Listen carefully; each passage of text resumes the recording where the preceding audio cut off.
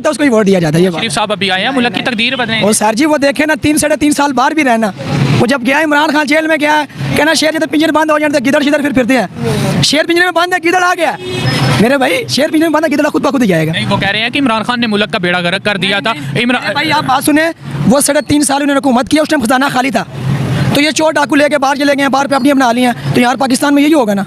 तो अभी ऊपर से कोरोना भी आ गया, ये तो नहीं है कि आप बिल्कुल जैसे आए हैं तो रोड बना के चली जाइए, ये बात नहीं है। वैसे वो चोर डाकू हैं, इंशाल्लाह वोट इमरान खान ने चोरी की। देखो तोशा खान नाम है, गड़ी चोरी। सर जी ये इन्होंने BMW हर चीज़ इन्होंने चोरी किया है, गाड़ियाँ नवाज शरीफ लोगों के देखे आते साथ ही सब कैसे इनके खत्म हो गए। ये बात तो नहीं होती है कि ये इंशाल्लाह इमरान खान के दौर में जुल्म हो रहा था इनके ऊपर, अभी इंसाफ मिल मेरे भाई नवाज शरीफ को अभी इंसाफ। नहीं, इमरान खान के दौर में पठानों को इज्जत मिली है।